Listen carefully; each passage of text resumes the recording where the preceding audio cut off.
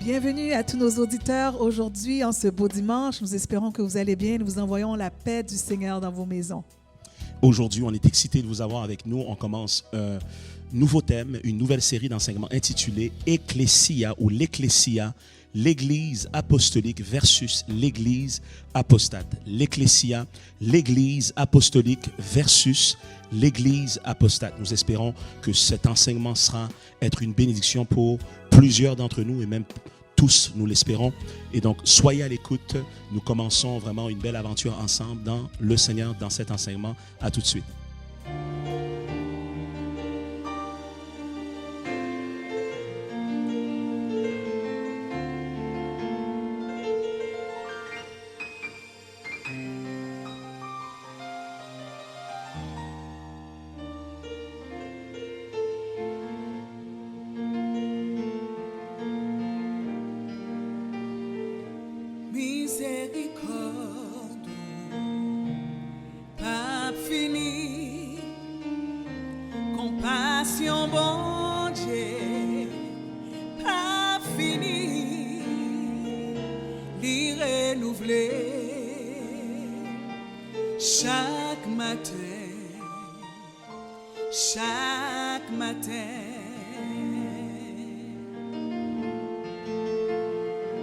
Tes bontés ne sont pas épuisées, tes compassions ne sont pas épuisées, se renouvellent chaque matin.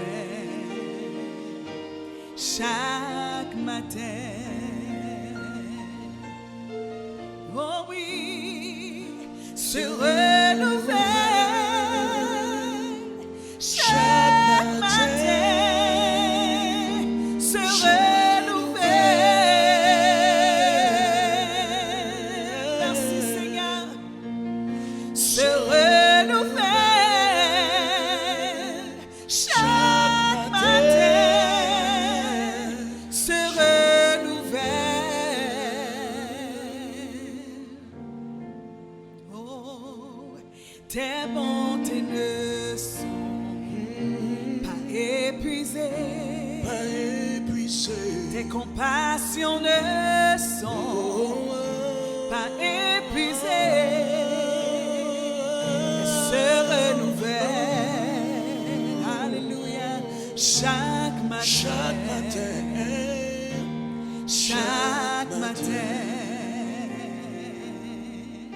levez même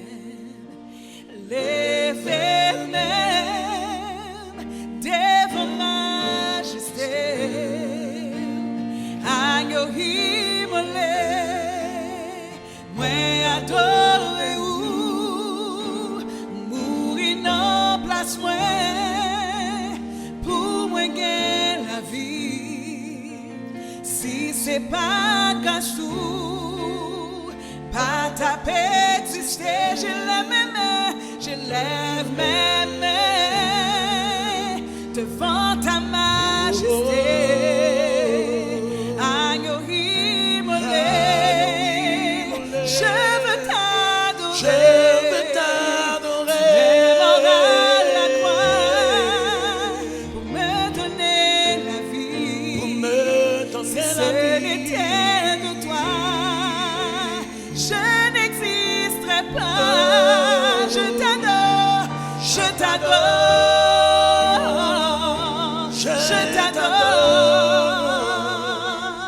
je t'adore, Seigneur, je t'adore, je t'adore, je t'adore,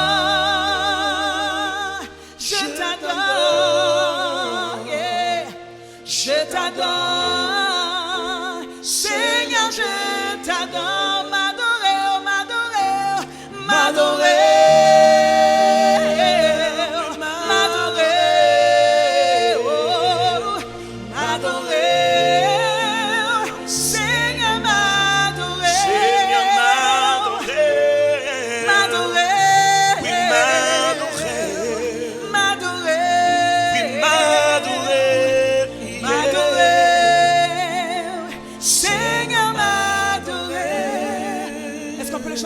j'élève mes mains devant ta majesté. Agneau immolé, je veux t'adorer. Jésus, je veux Et mort t'adorer. à la croix pour me donner la vie. Si ce n'était de toi, je n'existerais pas. Tout le monde, une dernière fois, je t'adore, je t'adore. Je t'adore. Oui, je t'adore. Je t'adore. Jésus, Seigneur, je t'adore. Je t'adore. Je t'adore. oui, je t'adore. Je t'adore. Yahweh, je t'adore. Je t'adore. Seigneur, je t'adore. Une dernière fois, m'adorer, m'adorer.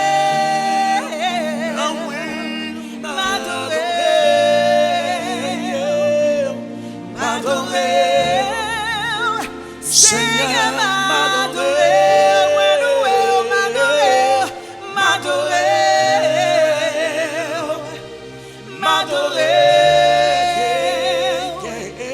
m'adorer, Seigneur,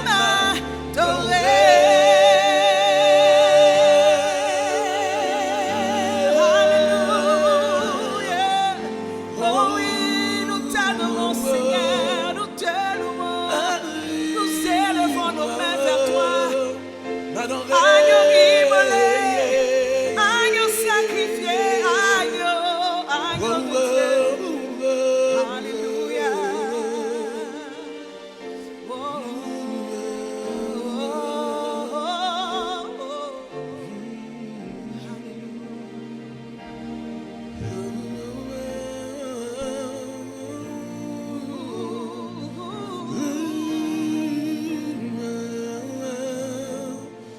Nous t'adorons, Seigneur. Nous élevons ton nom le plus élevé. Le nom de Yahushua, le nom le plus glorieux. Le nom le plus digne, le nom le plus fort. Le nom qui irradie les ténèbres. Le nom qui sauve. Le nom qui délivre. Le nom qui libère. Le nom qui transforme. Le nom d'espoir. Le nom qui donne joie réelle et durable. C'est ce nom que nous évoquons.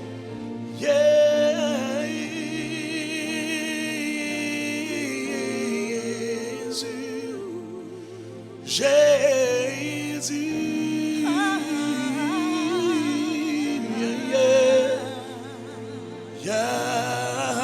Yahweh, nous t'invitons, oui, Yahshua, nous t'invoquons,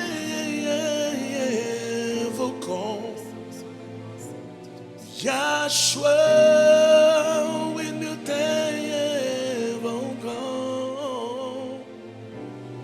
Yahshua, sois le bienvenu. Yahshua, sois le bienvenu dans ce pays. Yahshua, sois le bienvenu à Montréal, oui. Yahshua, sois le bienvenu dans notre province, oui. Sois le bienvenu, dit Yahshua, sois le bienvenu. Yeah. Alléluia. Oh, oh, oh.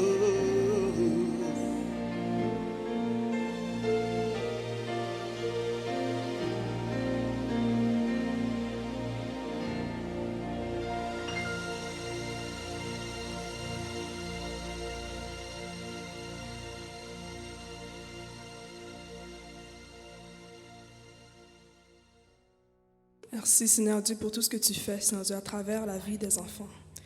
Merci, Seigneur Dieu, parce que tu règnes à travers tout, Seigneur Dieu.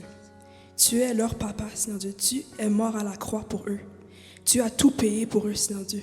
Fais que ces enfants-là grandissent, Seigneur Dieu, en maturité. Fais qu'ils grandissent, Seigneur Dieu, dans ton amour, qu'ils grandissent, Seigneur Dieu, dans ta paix, qu'ils grandissent dans ta sagesse, Seigneur Dieu.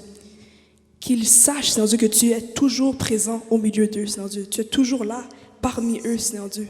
Qu'ils sachent, Seigneur Dieu, que tu es leur Père, Seigneur Dieu. Tu es un ami fidèle, Seigneur Dieu. Tu restes là, Seigneur Dieu, avec eux. Seigneur Dieu, nous enlevons, Seigneur Dieu, et nous bannissons, Seigneur Dieu, tout plan de l'ennemi, Seigneur Dieu, qui essaie, Seigneur Dieu, de mettre les enfants dans une position inconfortable, Seigneur Dieu. Nous bannissons, Seigneur Dieu, tout plan de l'ennemi, Seigneur Dieu, contre la dépression, Seigneur Dieu, à un jeune âge, Seigneur Dieu. Nous bannissons ces plans-là dans le nom de Yahshua, Seigneur Dieu. Nous prions, Seigneur Dieu, que les enfants, Seigneur Dieu, se réveillent en maturité. Que les enfants se réveillent, Seigneur Dieu, dans ton royaume, Seigneur Dieu. Qu'ils sachent, Seigneur Dieu, qu'ils sont acceptés, Seigneur Dieu. Qu'ils sachent, Seigneur Dieu, qu'ils sont aimés, Seigneur Dieu, par un Papa tout-puissant, Seigneur Dieu. Qu'ils sachent, Seigneur Dieu, que le vrai Dieu est là pour eux. Le vrai Dieu ne va pas leur lâcher, Seigneur Dieu. Le vrai Dieu va toujours rester parmi eux, Seigneur Dieu. Malgré les vents et les marées qui viennent, Seigneur Dieu, le Dieu réel va rester parmi eux. Au nom de Yahshua, nous prions, Seigneur Dieu. Dieu dit, laissez venir à moi tous les petits enfants, car le royaume de Dieu est pour ceux qui le ressemblent. Dieu vous aime. Et Dieu veut vous connaître. Oh Seigneur Papa, on prie pour les jeunes, Seigneur Dieu. On remet les jeunes entre tes mains, les jeunes de Montréal, Seigneur Dieu. Les jeunes ont besoin de toi. Ils ont besoin de ton amour, Seigneur Dieu. Ils ont besoin de savoir, Seigneur Dieu, que tu es toujours le même hier, aujourd'hui, éternellement, Seigneur Dieu. Nous remettons les jeunes entre tes mains, Seigneur Dieu. C'est possible, Seigneur Dieu, de vivre dans la sanctification, de vivre dans la sainteté, de vivre dans ta présence, Seigneur Dieu, et dans ta parole, selon ta parole, Seigneur Dieu. Comme tu dis, Seigneur, dans 1 Timothée 4, verset 12, que personne ne méprise ta jeunesse, mais sois un modèle pour les fidèles en parole, en conduite, en charité, en foi, en pureté. Seigneur Dieu, nous refusons toute impureté, Seigneur Dieu. Nous refusons toute impureté, mais nous déclarons que c'est possible de vivre encore selon ta parole, encore aujourd'hui, Seigneur. C'est possible de vivre dans ta volonté. C'est possible de vivre selon ta loi dans le nom de Yahshua. Merci, Seigneur Dieu, pour les jeunes, Seigneur Dieu. Merci parce que tu les libères, Seigneur, de toute anxiété, Seigneur Dieu. Merci parce que dans cette quarantaine, Seigneur Dieu, les jeunes, Seigneur Dieu, étaient seuls, mais Seigneur, ta présence les ont envahis, Seigneur Dieu. Ta présence les ont couverts dans le nom de Yahshua. Merci pour les jeunes, Seigneur Dieu. Nous remettons les jeunes entre tes mains, Seigneur Dieu. Ils ne mourront pas, mais ils vivront. Ils raconteront tes œuvres. Merci, Seigneur Dieu. On remet les jeunes entre tes mains. On te rend gloire parce que tu es toujours le même. On te rend gloire parce que tu es Dieu. Tu es le Dieu des jeunes de Montréal. Tu es le Dieu des jeunes du Québec, Seigneur Dieu. On a quand même besoin de toi. On a toujours besoin de toi, Seigneur Dieu. Merci pour ce que tu fais. Amen. L'Église Nouvelle Création poursuit ses activités tout au long de la semaine. Vous pouvez visionner nos services et connaître toutes nos activités à partir de notre page Facebook Église Nouvelle Création. Les mercredis, nous avons notre étude biblique Expérience Logos à 19h et le dimanche, notre service virtuel dès 10h le matin. Il est aussi possible de visionner le service du dimanche à partir de notre site internet au www.shekinahcentral.com. Restez à l'affût après la diffusion. Lorsque nous avons la Sainte Seine en direct, le lien Zoom pour y accéder vous sera communiqué. Venez vivre avec nous des temps de prière dynamiques à la portée de votre main en téléphonant au 438-896-1102 du lundi au vendredi de 11h à midi et de 20h à 21h. Exception faite pour les mercredis soirs où nous faisons place à Expérience Logos. Nous sommes aussi en ligne les samedis matins à partir de 9h45 pour un temps de jeûne et de prière où nous prions pour les besoins de tous les participants. Pourquoi ne pas visiter notre page Facebook Ligne de prière ENC et rester branchés avec nous. Bienvenue à cette série d'enseignements intitulée L'Ecclésia, l'Église apostolique versus l'Église apostate, l'Église apostolique versus l'Église apostate. Aujourd'hui, dans cette série d'enseignements intitulée L'Ecclésia, nous allons découvrir ensemble quelle est l'identité, quelle est l'autorité, quelle est vraiment la fonction de cette entité spirituelle qu'on appelle l'Ecclésia. Le mot Ecclésia est un mot qui a perdu son sens au fil de l'histoire. Au tout début, le mot qui était employé par Christ lui-même signifiait le rassemblement des saints ou le rassemblement des croyants, le rassemblement des gens qui avaient une même foi. Et ce mot, au tout départ, n'était pas un mot qui était si on le veut, à connotation religieuse ou spirituelle. En fait, c'est un mot qui relevait, n'est-ce pas, de la tradition de l'époque, même en Grèce et même dans l'Empire romain. ce mot-là va être utilisé, mais à l'extérieur du contexte religieux. On va le voir un peu plus tard dans l'enseignement, plus en profondeur. Mais ce mot va perdre son sens, tandis que l'Église qui a été persécutée dans le temps de l'Empire romain va connaître une expansion, un impact tel qu'à un moment donné, l'empereur de Rome va décider de faire du christianisme la religion de l'État, la religion officielle, n'est-ce pas, de l'Empire de Rome. Et à partir de ce moment-là, il y a des choses qui commencent à changer, et telles que la définition de l'ecclésia. L'ecclésia va changer de définition pour vouloir faire référence de plus en plus à des bâtiments. Plus tard encore, pendant 1000 ans, ça va prendre place et la corruption va rentrer dans l'Église universelle, l'Église de Christ. Et avec le temps, en Angleterre, le terme Église a été adopté pour remplacer le terme ecclésia, qui veut dire un rassemblement de personnes et non un bâtiment en tant que tel où ce qu'on se rassemble. Vous voyez la différence? Donc, l'ecclésia veut dire un rassemblement d'un peuple ou le rassemblement de gens ensemble, tandis que le mot église parle d'un édifice religieux ou spirituel, là où ce que des personnes se réunissent. Et donc, il y a une grande différence. Pour pouvoir maintenir le pouvoir de l'État sur le peuple, à travers la religion, on a voulu contrôler le peuple et on a redéfini qu'est-ce que Christ voulait dire lorsqu'il parlait du fait qu'il veut bâtir son église, son ecclésia, c'était le bon terme, et ils ont vraiment changé maintenant la connotation de ce mot-là, ecclésia, qui parle de rassemblement, pour vouloir dire maintenant le bâtiment. Et donc, à cause de l'impact et de l'expansion organique qui se faisait par rapport à la propagation de l'évangile, qui faisait en sorte que l'ecclésia, le peuple de Dieu, n'était pas limité dans une localité, dans une adresse, dans un bâtiment quelconque, et pouvait vraiment s'engager et s'entremêler avec le peuple pour pouvoir les influencer positivement avec le message de la bonne nouvelle. Eh bien, tout ça va changer. Et plus tard, dans les nouvelles versions bibliques, eh bien, on enlève le mot rassemblement ou congrégation ou assemblée pour mettre le mot église, qui veut dire bâtiment ou édifice.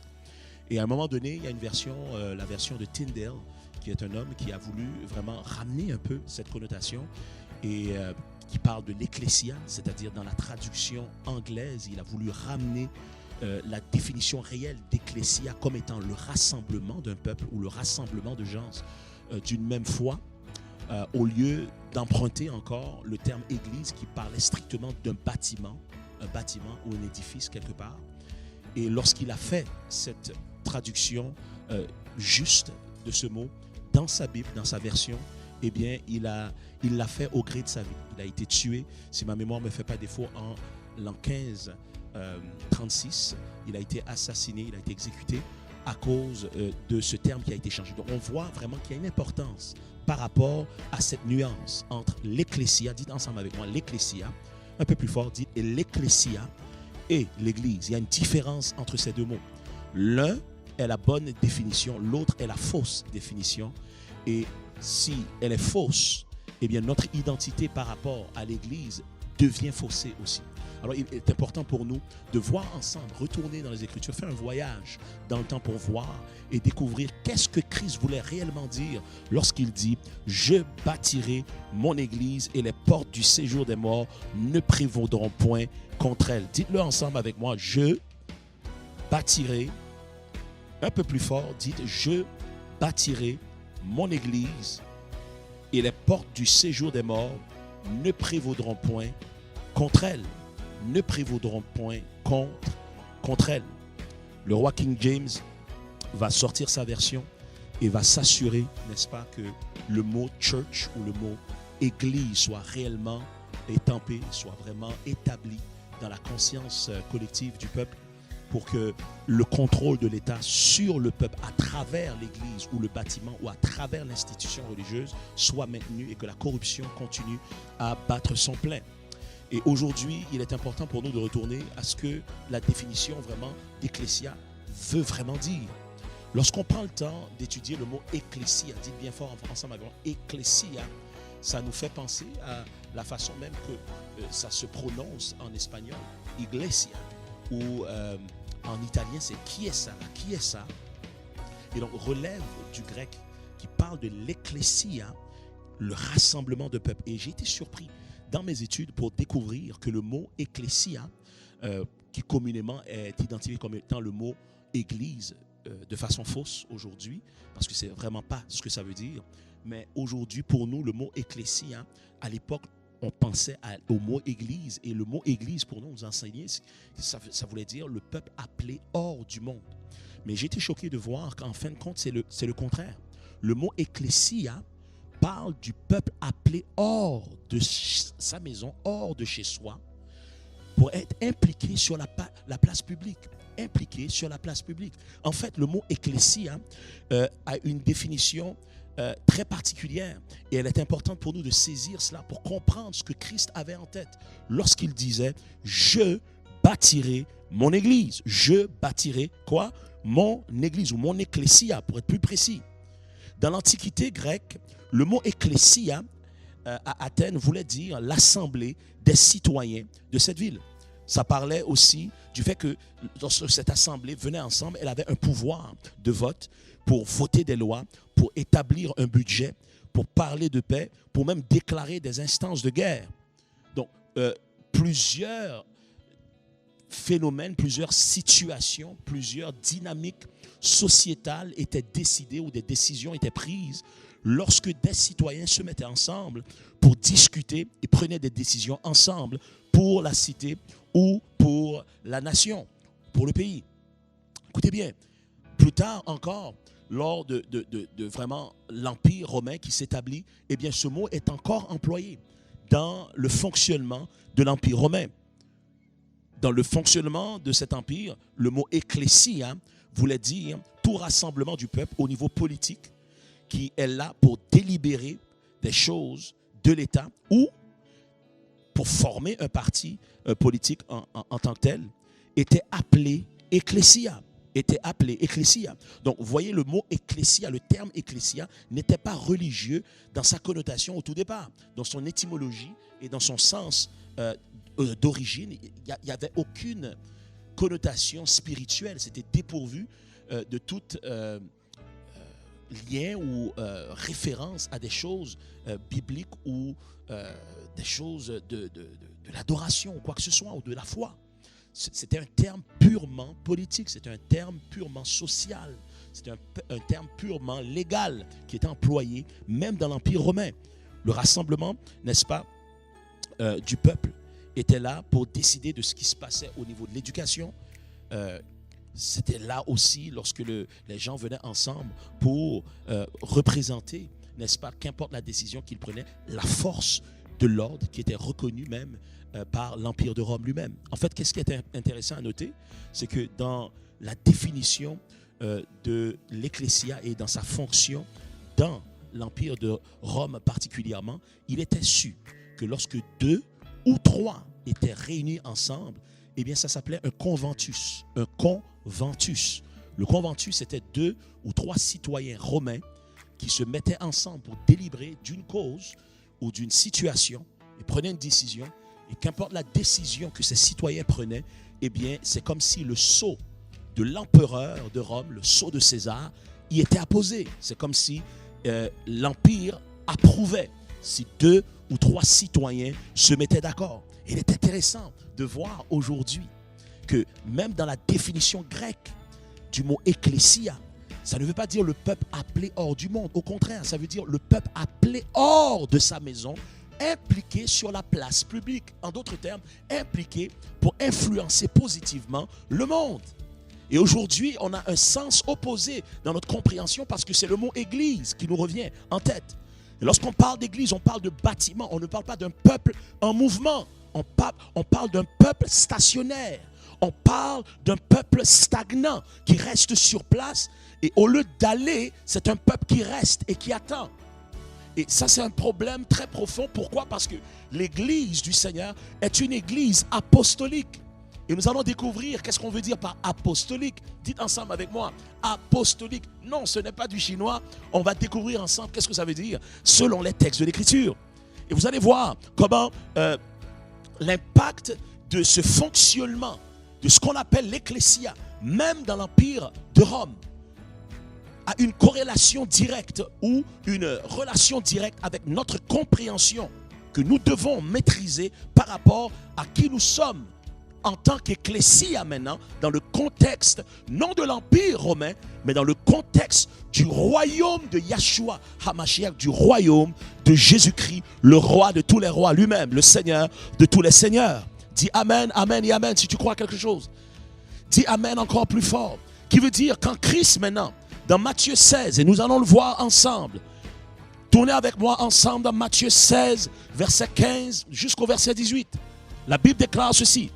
Et dit, et vous, leur dit-il, qui dites-vous que je suis? Simon-Pierre répondit, tu es le Christ, le Fils du Dieu vivant.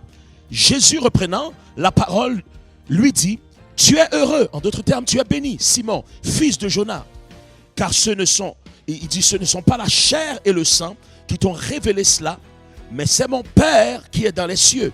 Et moi, je te dis que tu es Pierre, et que sur cette pierre, je bâtirai mon ecclésia, et que les portes du séjour des morts ne prévaudront point contre elle.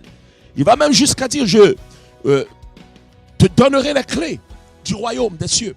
Et tout ce que tu liras sur terre sera lié dans les cieux. Tout ce que vous lirez sur terre sera lié dans les cieux. Tout ce que vous déliez sur la terre sera délié dans les cieux.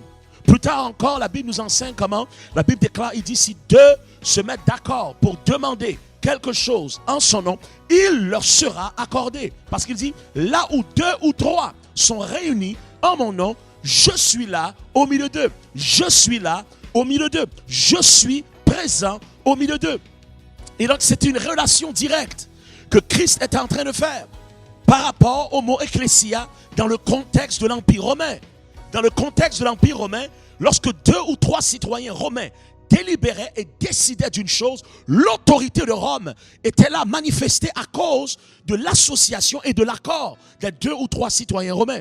Mais nous faisons partie d'un autre empire. Nous faisons partie d'un autre royaume. Nous faisons partie d'un autre domaine, d'un roi, des rois, seigneur, des seigneurs. Et il a déclaré, je bâtirai mon ecclésia. Et si 2 d'entre vous ou 3 d'entre vous se mettent d'accord pour demander quelque chose quelconque, mon sceau comme roi des rois, seigneur des seigneurs, empereur de tous les empereurs, mais qui agit non par dictature, mais avec grâce et amour, posera le sceau d'approbation du ciel sur terre. Dis Amen, Amen et Amen. Il y a une autorité lorsqu'on comprend que dans maintenant cette unité de 2 citoyens du royaume de Dieu, tout ce qu'ils demandent, tout ce qu'ils décident leur sera accordé. Voilà pourquoi la Bible déclare et poursuit dans Matthieu 16, lorsqu'il parle à partir du verset 16, 17 et même 18.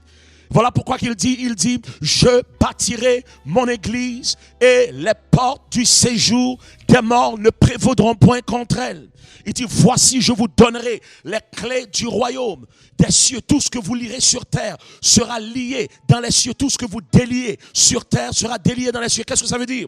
Qui veut dire l'ecclésia, lorsqu'elle se met ensemble, lorsqu'elle s'agglomère ensemble, lorsqu'elle se fusionne ensemble, lorsqu'elle vient dans un esprit d'unité. Ce n'est même pas une question de nombre qui est important. Ce n'est même pas une question de quantité, mais une question de qualité de cœur. Si 2 ou 3 personnes se mettent ensemble, le ciel est ouvert, Éternel est à l'écoute, les anges sont mobilisés pour exécuter tout ce qu'ils vont décider en prière, tout ce qu'ils vont décider par la déclaration de leur bouche. Le sceau du ciel est sur le point de s'apposer sur qu'est-ce qu'ils vont décider ensemble parce qu'ils sont l'ecclésia. En d'autres termes, tout ce qu'ils lient, qui veut dire tout ce qu'ils refusent, le ciel le refuse.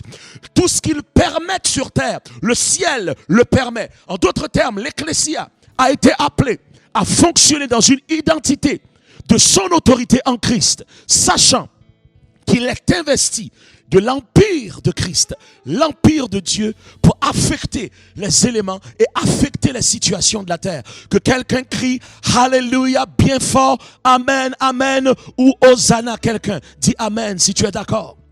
Et donc l'ecclésia n'est pas n'importe quoi. L'ecclésia est l'entité la plus puissante qui existe dans l'univers. L'ecclésia n'est pas l'église. L'église est une organisation, mais l'ecclésia est un organisme vivant. L'église est une institution établie des hommes, mais l'ecclésia est établie par Dieu lui-même. au niveau de l'Église, en tant que church, lorsqu'on parle de church ou l'Église, communément, comme étant une bâtisse, on parle, n'est-ce pas, d'une organisation humaine. Mais l'Ecclésia est bougée, inspirée, influencée et bouge, opère sous la directive du Saint-Esprit de Dieu lui-même.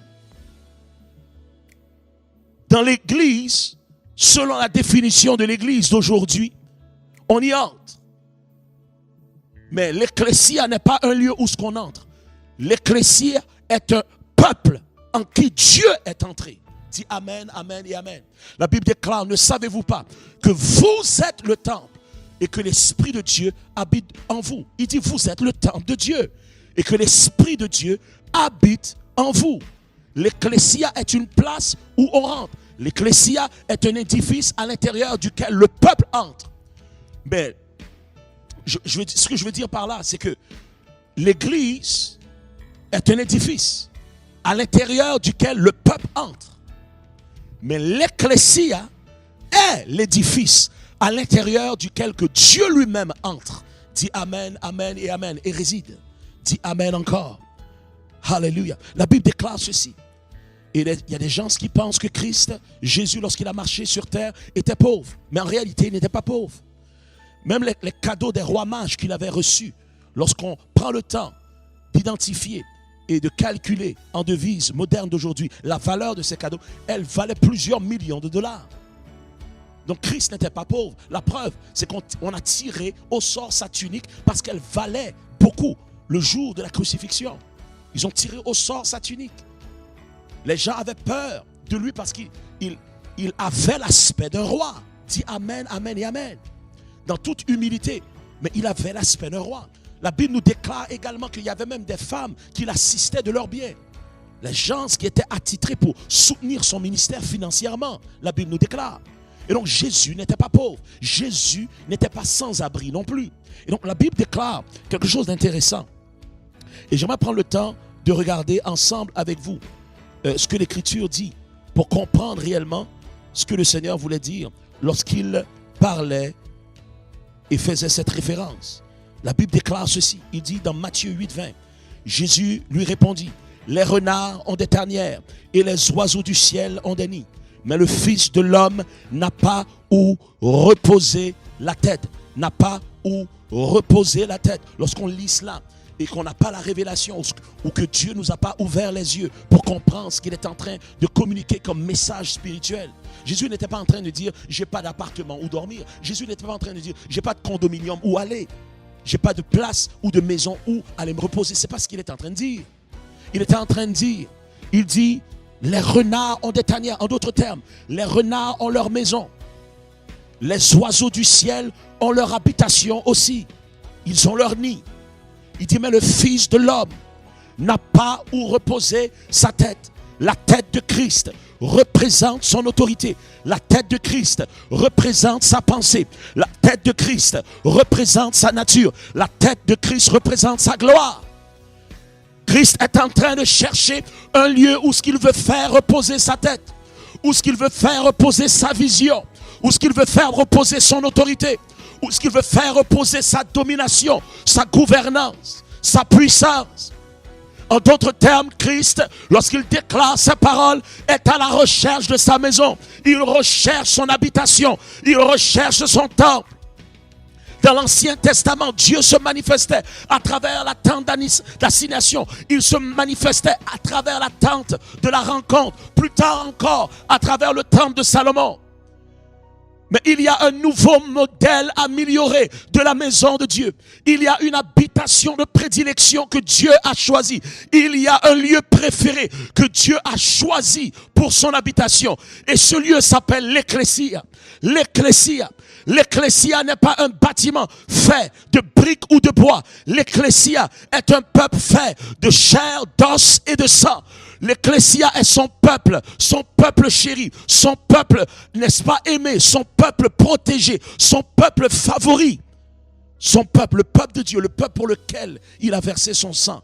Il a trouvé résidence dans ce peuple pour faire reposer sa gloire et sa présence. Quelle merveille. Dis Amen, Amen et Amen. Déclare avec moi, je suis l'Ecclésia. Déclare-le. Je suis l'ecclésia de Dieu. Je suis l'habitation de Dieu en esprit. Qui veut dire, Dieu habite les cieux. Et les cieux sont devenus un peuple.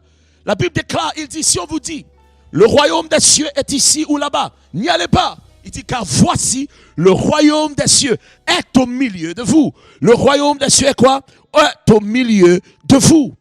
Voilà pourquoi il est déclaré dans le livre d'Apocalypse. La Bible déclare, il dit à partir du chapitre 21, verset 3, « Et j'entendis du trône une forte voix qui disait, voici le tabernacle de Dieu. » Tabernacle veut dire, voici l'habitation, voici le temple, voici le sanctuaire. C'est l'arrivée d'un nouvel ordre, c'est l'arrivée d'une nouvelle saison, une nouvelle dimension, une nouvelle réalité. Avant, Dieu habitait des bâtiments, mais maintenant, il a choisi d'habiter le peuple. Il dit, voici maintenant, voici le tabernacle de Dieu est avec les hommes. Est avec les hommes. Ou avec les hommes. Il habitera avec eux. Et la Bible déclare, et ils seront son peuple, et Dieu lui-même sera avec eux. La Bible déclare dans 2 Corinthiens, tournez rapidement avec moi, dans 2 Corinthiens, chapitre 6, verset 16, en descendant, il a dit, car quel rapport y a-t-il entre le temple de Dieu et les idoles? Car nous sommes le temple de Dieu vivant, comme Dieu l'a dit. J'habiterai et je marcherai au milieu d'eux. Non seulement va-t-il marcher, l'Esprit Saint va-t-il cheminer, va-t-il, n'est-ce pas, se propager au milieu de nous en termes de collectivité. Mais l'Esprit de Dieu veut marcher, il veut habiter en toi-même et marcher à l'intérieur de toi. Parce que ton corps est devenu le temple. Ton corps est devenu l'habitation. Ton corps est devenu la tente d'assignation, la tente de la rencontre. Qui veut dire aujourd'hui même là où tu es. Si tu as accepté Yahshua, Christ, si tu as accepté Jésus comme Sauveur et Seigneur, tu n'es plus simplement rentré en Dieu, mais Dieu est entré en toi par son esprit. Tu es devenu l'habitation, l'ecclésia de Dieu. Et toute la réalité de Dieu t'habite. Toute la réalité de sa présence est en toi. Toute la réalité de sa puissance t'habite. Toute la réalité de son autorité réside. Toute la réalité de sa gloire est en train de respirer à l'intérieur de toi.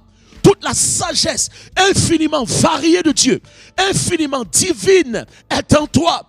Tout le potentiel, l'intellect de Dieu est accessible à l'intérieur de toi. Tout ce que tu as besoin n'est plus à l'extérieur de toi, mais est à l'intérieur de toi parce que tu es l'ecclésia.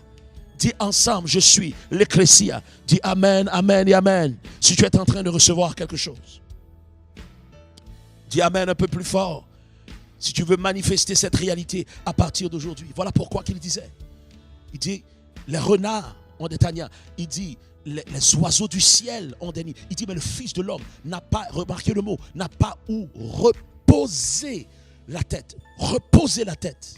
Il cherche un lieu où ce qu'il peut faire reposer toute sa contenance. Il cherche une habitation parce qu'il n'a pas été satisfait des habitations faites de main d'homme.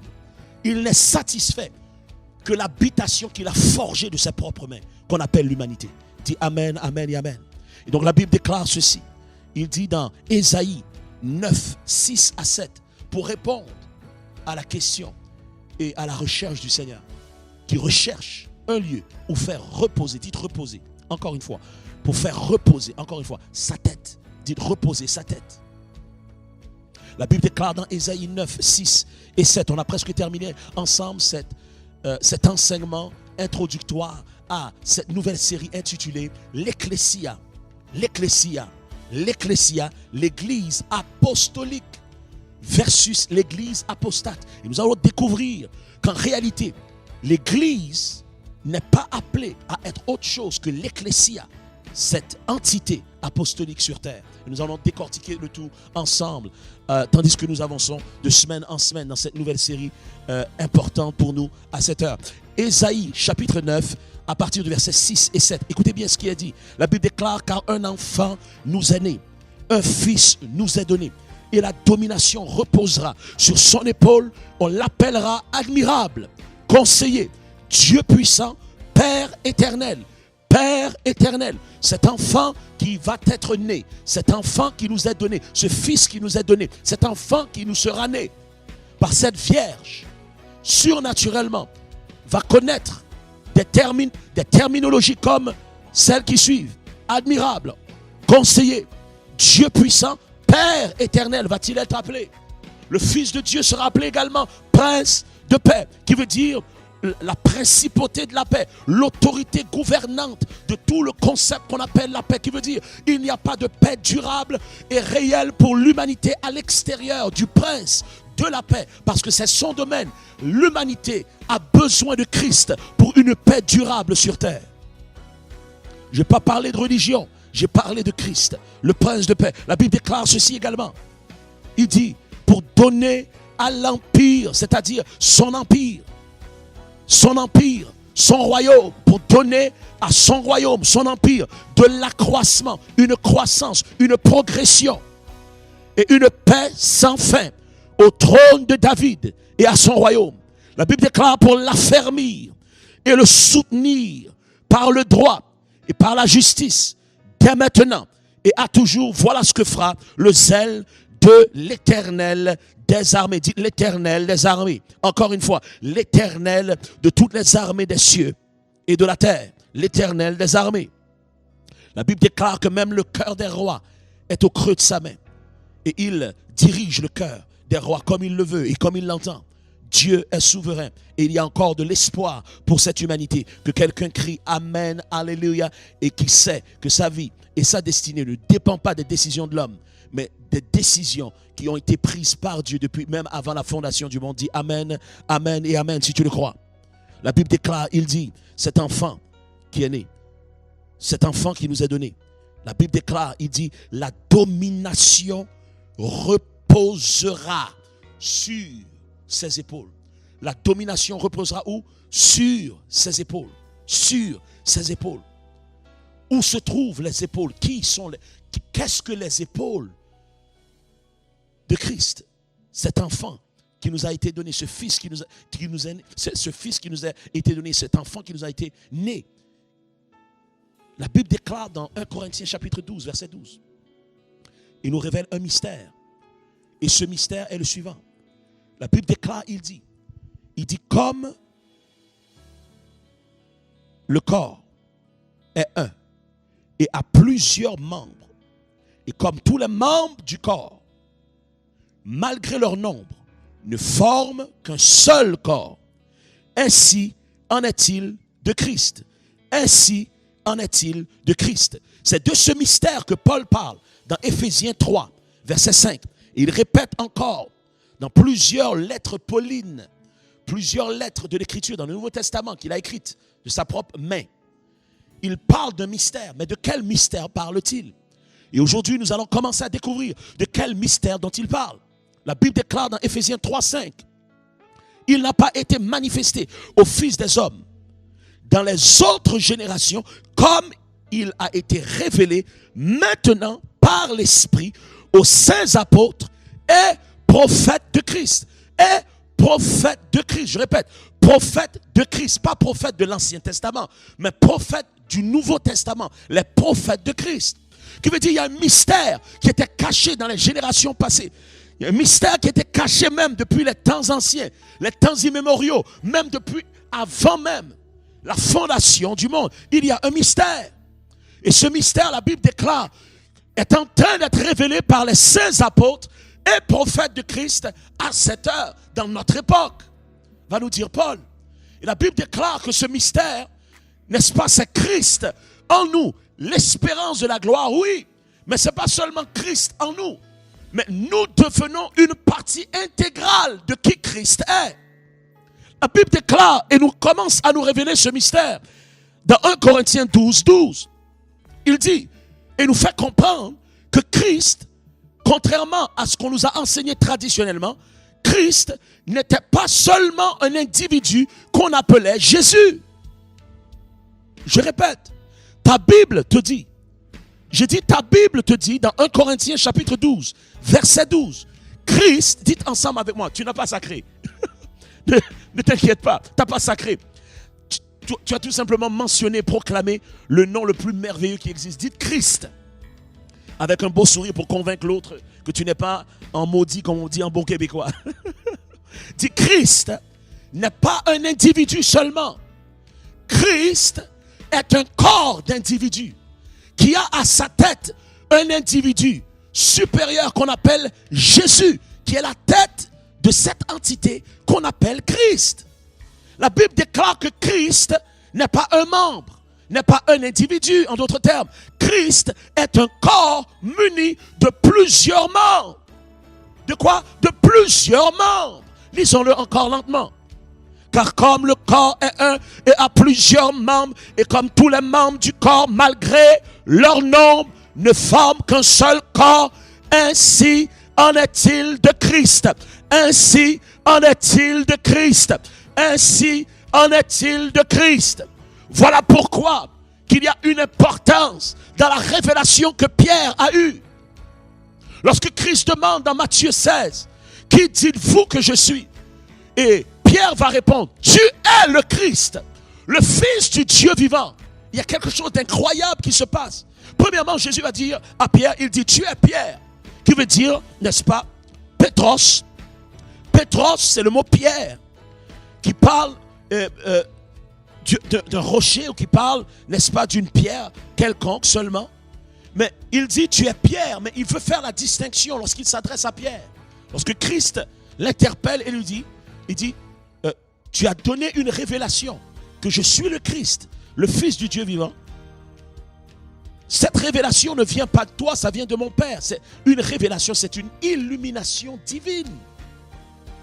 Il dit d'ailleurs, j'aimerais extrapoler sur ce que tu viens de dire. J'aimerais développer sur ce que tu viens de proférer, que tu viens de déclarer. Il dit d'ailleurs, tu es Pierre, mais je ne parle pas de toi comme Pierre. Parce que toi, Pierre, tu veux dire Pedros. Dites Petros, qui nous donne le mot Pedro en espagnol. Petros qui parle de Pierre. Il dit, mais je parle de l'autre Pierre qui est sorti de ta bouche. Cette révélation, cette déclaration qui est sortie de ta bouche est une déclaration, c'est une pierre. Et ce mot maintenant n'est pas le mot Pedros ou Petros, c'est plus le mot Petra. Petra qui parle d'une large pierre qui est projetée. Une large pierre qui est lancée, projetée, avec vitesse. Une pierre en mouvement, en d'autres termes. Ce n'est pas une pierre stationnaire, c'est une pierre qui bouge. C'est une pierre qui avance. C'est une pierre qui va. C'est une pierre en mouvement. Et il dit ceci. Il dit, cette chose qui est sortie de ta bouche comme révélation et comme vérité, c'est un fondement primordial comme révélation pour l'église ou l'ecclésia, qui est le bon terme, que je suis en train de bâtir. Je suis en train de bâtir l'ecclésia sur cette révélation qui est Christ, qui est un mystère qui a besoin d'être révélé. Un mystère de tous les âges, de tous les siècles. Un mystère de toute antiquité et d'éternité passée qui est maintenant révélé à travers les Écritures. Il dit Christ est ce mystère. Parce que communément, on pense que Christ est Jésus seul. Mais Christ est le début. Jésus est le début de Christ. Et l'ecclésia est le complément de qui Christ est. Dis Amen, Amen et Amen. D'ailleurs, la Bible dit, dans 1 Corinthiens 12, verset, allez voir ensemble avec moi, 1 Corinthiens 12, dans le même chapitre de 1 Corinthiens 12, verset 12, mais allez voir un peu plus bas, dans le verset 27. Dites le verset 27. La Bible déclare ceci, il dit, vous êtes le corps de Christ et vous êtes ses membres. Chacun pour sa part. Encore, vous êtes le corps de Christ et vous êtes ses membres, chacun pour sa part. Qui veut dire, Jésus est la tête de Christ et l'ecclésia est le corps de Christ. Ensemble, ils forment une seule entité qu'on appelle Christ. Dis Amen, Amen et Amen. Que quelqu'un dise Alléluia. Et ça, c'est important comme implication de comprendre que nous sommes un avec lui. Nous sommes son habitation. Il vit et il réside en nous. d'arrêter de se voir séparé de Dieu et de se voir et commencer à se voir fusionner avec lui. Parce qu'il est en nous. Nous sommes devenus son habitation. Si on lui a demandé de venir vivre dans ce temple que nous sommes pour lui. Je termine en disant ceci. Allons voir et terminons ensemble dans Psaume 24, verset 7. Psaume 24, verset 7 nous dit ceci. J'aimerais qu'on le lise ensemble à haute voix. Qu'importe où ce que vous êtes, dans votre salon ou dans votre auto, qu'importe où ce que vous êtes, j'aimerais que vous déclariez ce verset à haute voix de façon à ce que vos oreilles l'entendent. La Bible déclare ceci, il dit, porte élevée, volento, élevez-vous, porte éternelle, que le roi de gloire fasse son entrée. Qui est ce roi de gloire? L'Éternel fort et puissant, l'Éternel puissant dans les combats. Porte élevée, volento, élevez-vous, porte éternelle, et que le roi de gloire fasse son entrée. Qui donc est ce roi de gloire? L'Éternel des armées. Voilà le roi de gloire. Il dit de David, l'Éternel, j'élève à toi mon âme. La Bible déclare, il dit par rapport au temple. Et nous comprenons maintenant que prophétiquement, lorsque David est en train de parler du temple, il n'est pas simplement en train de parler du temple fait de main d'homme, ni un temple physique. Il est en train de parler de l'ecclésia. Il est en train de prophétiser par rapport à qui nous sommes comme peuple de Dieu. Il est en train de déclarer, ecclésia, élevez volento. Élevez volento et élevez vous porte éternelle. Le temps me manque aujourd'hui pour vous prouver que le texte ici est en train de faire référence à la dernière maison qui sera plus grande en gloire que la première maison. Il dit la gloire de cette dernière maison sera plus grande que la gloire de la première. Il n'est pas simplement en train de parler dans AG 2.9 d'une maison faite de main d'homme. Il est en train de parler réellement du dernier modèle de la maison de Dieu, qui est un peuple et non plus un bâtiment. Qui est un peuple et non plus un édifice. J'ai dit qu'il est un peuple et qui n'est non un lieu physique quelconque. La Bible est en train de déclarer à travers le psaume 24 quelque chose d'important. Il parle du linteau et le linteau représente notre mentalité. Représente notre perception de Dieu, représente notre révélation de qui qu'on pense que Dieu est et qu'il n'est pas réellement. On a besoin d'une réforme dans notre concept de Dieu. On a besoin de laisser tomber tout faux concept traditionnel de religion morte et se laisser illuminer par les Écritures pour qu'on découvre à nouveau qui nous sommes réellement comme temple de Dieu, comme ecclésia. Il dit élevez volento. En d'autres termes, élève ta compréhension de qui je suis, est en train de te dire le Seigneur. Élève ta dimension de révélation de qui je suis, est en train de dire l'Éternel de gloire. Élève ta perception, élève ta vision de qui tu crois que je suis. Élève, aie une révélation fraîche de qui je suis, dans toute ma portée, dans toute mon autorité, dans toute ma gloire. Il dit élevez volento. Et il dit élevez-vous porte éternelle, en parlant des lèvres. Les portes ici représentent les lèvres. Et le verset de l'Écriture qui fait référence à cela, comme quoi les lèvres sont les portes du corps, les portes de l'âme. Jésus va dire, ce n'est pas ce qui entre dans la bouche qui souille l'homme, mais ce qui sort de la bouche qui souille l'homme. Ce qui sort de ta bouche permet à des souillures d'entrer dans ta bouche. Donc, tes lèvres sont une porte. La Bible déclare dans Romains également, il dit c'est en croyant du cœur qu'on parvient à la justice, mais c'est en confessant de la bouche qu'on parvient au salut. Qu'on parvient au salut. Lorsqu'on ouvre la bouche pour confesser Christ, les portes de notre vie s'ouvrent et le roi de gloire fait son entrée par son esprit à l'intérieur de nous. Donc lorsque le psalmiste est en train de déclarer, élevez-vous, linteau, élevez-vous. Élevez-vous, porte éternelle. Élevez vos linteaux. Il dit, et que le roi de gloire fasse son entrée. Je crois aujourd'hui qu'il y a un appel que l'Éternel, que l'Esprit Saint est en train d'envoyer au peuple de Dieu. Nous ne sommes pas l'Église, nous sommes l'Ecclésia. Nous ne sommes pas un bâtiment avec une adresse civique quelque part. Nous sommes l'habitation céleste en Christ. Nous sommes le palais royal du roi des rois. Nous sommes la maison présidentielle du Seigneur de tous les seigneurs, l'empereur de tous les empereurs, le roi de tous les rois, le Dieu de tous les dieux. Nous appartenons à un royaume incroyable, un royaume imbattable, un royaume invincible. Et le roi de ce royaume a trouvé plaisir de respirer en toi et moi une vie nouvelle, une autorité nouvelle. Voilà pourquoi je déclare aujourd'hui en prière, tandis que nous sommes en train de prier maintenant, je déclare et je prophétise: porte élevée volento, élevez-vous porte éternelle, élevez volento, porte élevée volento, élevez-vous porte éternelle, et que le roi de gloire fasse son entrée à ce niveau d'élévation. C'est comme un limbo. Le plus que tu la baisses, le plus que tu l'as t'abaissé pour entrer, le plus que tu élèves la perche, tu élèves la verge, un peu comme le jeu qu'on voit sur la plage, le plus que tu peux entrer et pas toucher la limitation.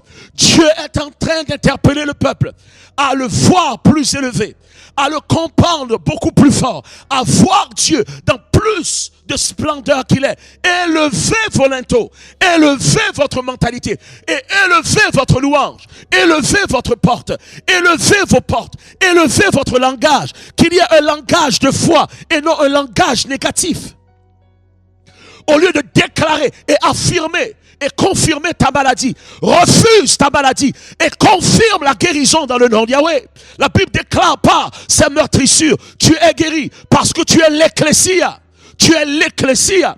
Tu es l'ecclésia. Dis alléluia quelque part. Il t'a donné les clés du royaume des cieux. Tout ce que tu refuses, le ciel le refuse. Tout ce que tu lis, le ciel le lit. Tout ce que tu délies, le ciel le délie. Refuse la maladie et libère ta guérison dans ton corps. Libère ta délivrance. Maintenant, je déclare à toute forme d'oppression satanique, angélique contre toi, de quitter leur emprise sur ta vie. Nous déclarons maintenant le sang de Christ pour briser toute chaîne d'obsession, d'oppression, de dépression, et que la gloire de Dieu te remplisse d'une joie nouvelle, d'une paix nouvelle là où tu es.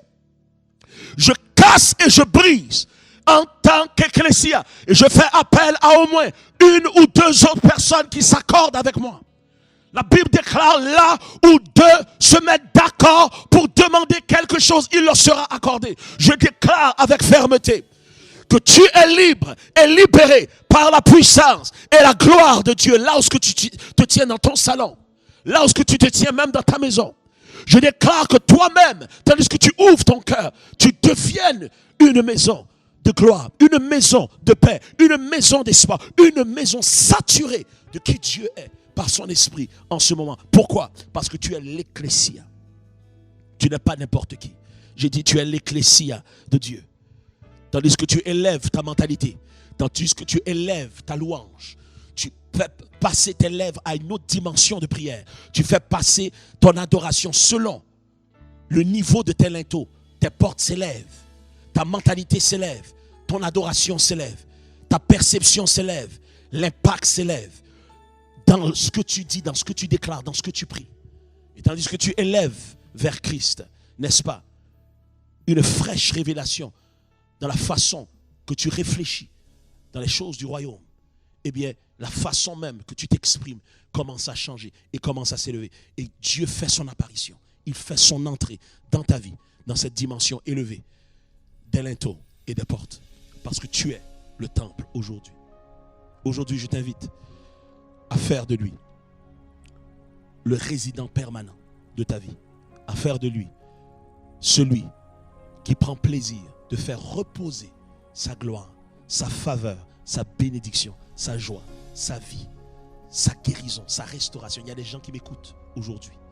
Vous avez été abusés, vous avez été violentés, vous avez été traumatisés. Certains ont été abusés physiquement, sexuellement, spirituellement, financièrement. Certains ont été abusés émotionnellement, affectivement, qu'importe le type d'abus. Christ veut te réparer et faire de toi son palais royal. Son palais royal.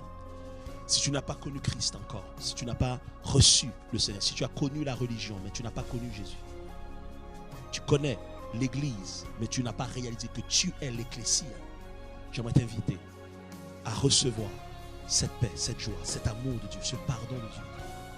Pour qu'importe les erreurs que tu as faites, qu'importe le mal que tu as fait, tout peut être effacé à partir de cet instant présent. Dieu peut te donner un départ tout à fait neuf, un départ frais. J'aimerais que tu fasses cette prière avec moi, afin que le meilleur jour de ta vie commence en ce moment, que la meilleure saison de ton existence commence aujourd'hui. Ne voudrais-tu pas prier avec moi en ce moment? Voyez-vous, l'Église a fait beaucoup de dommages dans l'humanité, mais l'Ecclésia a apporté beaucoup de bien dans cette humanité. Il y a une différence entre les deux. Ce n'est pas la même chose du tout. Ce n'est pas la même opération du tout. L'une est sous l'influence de l'esprit de religion et l'autre est sous l'influence de l'esprit de l'amour de Christ pour guérir cette humanité. Pas la contrôler, mais la guérir. Pas la dominer, mais la guérir. Pas l'intimider, mais la libérer. Dis Amen, Amen si tu veux pas prier ensemble. Seigneur, nous demandons que ton esprit agisse en ce moment. Répète ensemble avec moi, dis Seigneur, viens dans mon cœur. Viens dans ma vie. Je te demande pardon de ne pas avoir cru en toi. Je reçois le pardon de mon péché. Je sais, Seigneur, que tu me pardonnes et me nettoies de toute forme de transgression, toute forme d'iniquité, toute forme d'erreur dans ma vie. Tout manquement, et même les choses que je regrette. Je sais, Seigneur, que tu es en train de me libérer en ce moment de toute culpabilité et que mon âme devient légère, que mon esprit se libère et que mon cœur recommence vraiment à respirer, commence à respirer, probablement même pour la première fois, que je puisse réaliser qui je suis réellement et la valeur réelle que tu apportes dans ma vie. Je veux réaliser que tu m'as tant aimé, que tu as donné ta vie sur la croix pour moi, que tu as tant aimé qui j'étais et ce monde, afin que je puisse mettre ma confiance en toi aujourd'hui et ne pas périr loin de toi pour une éternité, en enfer, payant la juste rétribution de mes erreurs, mais que tu as voulu me libérer des conséquences de mes erreurs, afin que je puisse marcher libre, nettoyer, purifier, justifier, comme si j'avais jamais rien commis de mal. Aujourd'hui, donne-moi ce miracle de la justification. Justifie-moi, ramène mon cœur dans l'état d'innocence, avant mes grossières erreurs, avant ma rébellion, avant ma frustration, ma colère, mon égarement, ou tout simplement mon ignorance de qui tu es. Emmène joie, emmène paix, emmène restauration. Touche mon corps, touche mon âme, touche mon esprit. Et fais en sorte que je puisse prendre la décision. Aide-moi à ce que je puisse prendre la décision aujourd'hui de marcher avec toi et de laisser ma vie passer. Et de marcher en nouveauté de vie. Pour apprendre à te connaître et toucher d'autres et proclamer et partager cette nouvelle vie et cette foi en Christ. Tandis que je réalise que je suis partie intégrale de ce qu'on appelle l'Ecclésia. L'Ecclésia, le corps de Christ. C'est dans le nom de Christ, Yahshua, de Christ Jésus que j'ai prié. Amen, amen et amen. Je vais prier maintenant pour les conditions de corps, conditions de maladie, conditions d'infirmité, conditions de dépendance aux narcotiques, cigarettes, stupéfiants, avec l'alcoolisme également. Nous déclarons maintenant, par l'autorité de Christ, à travers l'Ecclésia que nous sommes, nous déclarons liberté et libération contre toute dépendance, toute espèce, comme on dit en anglais, addictions, toute espèce, n'est-ce pas, d'oppression, d'esclavage, de vices cachés. Nous brisons toute emprise de l'ennemi contre toi. Tous ceux-mêmes qui sont aux prises avec la pornographie, nous prions libération de toute forme d'emprise qui t'empêche et qui t'obsède, qui t'empêche d'avancer. Nous déclarons dans le nom de Yahweh qu'il y a liberté dans ton corps, également de toute forme d'infirmité, toute forme de maladie, toute forme de limitation problème osseux, problème du sang, problème cardiaque, problème cutané, problème au niveau musculaire, problème à tous les niveaux, problème d'articulation au niveau des membres, problème au niveau du dos, problème de la tête, problème à tous les niveaux. Nous déclarons et nous décrétons silence à toute forme de maladie et d'infirmité. Et nous proclamons la gloire de Dieu, que tes jointures fonctionnent normalement, que le problème d'arythmie cardiaque cesse, que le problème au niveau cardiaque connaisse plus un seul jour d'existence dans ta vie. À partir d'aujourd'hui, nous déclarons également que la gloire de Dieu fasse en sorte de libérer tes poumons de toute forme d'asthme et de tout problème de respiration. Nous déclarons dans le nom de Yeshua qu'il y a un Claude qui est en train de recevoir une libération d'une douleur reliée à la poitrine. Une douleur reliée à la poitrine est en train de te quitter maintenant. Dans le nom de Yeshua, quelquefois tu as l'impression que c'est une crise cardiaque qui va se déclarer. Nous prions dans le nom de Yeshua que tout stress relié à cette condition physique cesse et que dans le nom de Yahweh, que tu sois restauré pleinement dans cette santé que Dieu t'octroie à ce moment. Qu'importe ta maladie, qu'importe si elle a été mentionnée ou pas, mets ta main sur la partie de ton corps qui est malade. Mets Dieu au défi et déclare, je suis l'Ecclésia et je proclame la guérison dans mon corps. Et vois et constate qu'il y a quelque chose qui s'est passé. Que Dieu te bénisse. À la semaine prochaine pour la suite de cet enseignement. L'Ecclésia, l'Église apostolique versus l'Église apostate. Bonne semaine.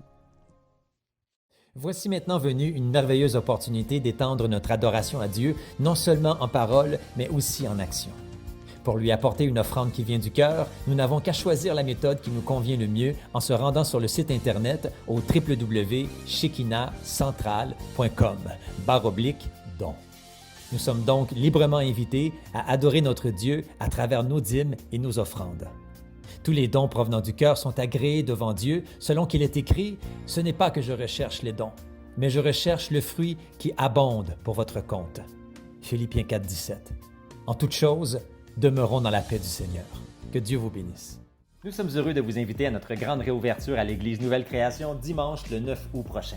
Après plusieurs semaines à ne pas avoir pu se rassembler physiquement, nous voulons célébrer ensemble dans un même lieu la grandeur et la souveraineté de notre Dieu. Plus jamais ne prendrons-nous pour acquis notre liberté de louer et d'adorer celui qui nous a donné le souffle de vie. Puisque les places sont limitées, une inscription sur Eventbrite est requise. Ne tardez donc pas à vous inscrire car seules les personnes inscrites seront admises à notre grande célébration de réouverture dimanche le 9 août ici même à l'Église Nouvelle Création.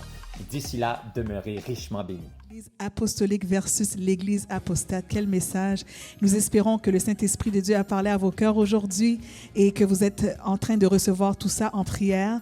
Et nous souhaitons que vous allez être avec nous pour la suite la semaine prochaine. Invités, parents et amis, même rendez-vous, même poste, même heure, la semaine prochaine pour la gloire de Dieu. Passez une belle semaine, gardez le sourire, Christ est encore vivant. Venez revivre à volonté l'expérience de nos services virtuels sur notre chaîne YouTube en vous abonnant dès aujourd'hui.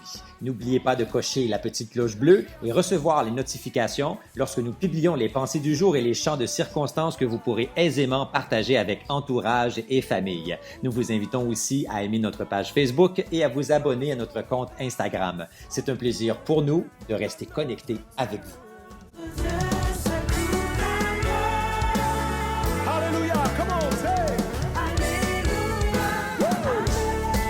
Ceux qui respirent louent l'Éternel. Come on! Ha! Est-ce qu'on peut le chanter encore une fois? Toute la gloire. Hey! Et tout l'honneur.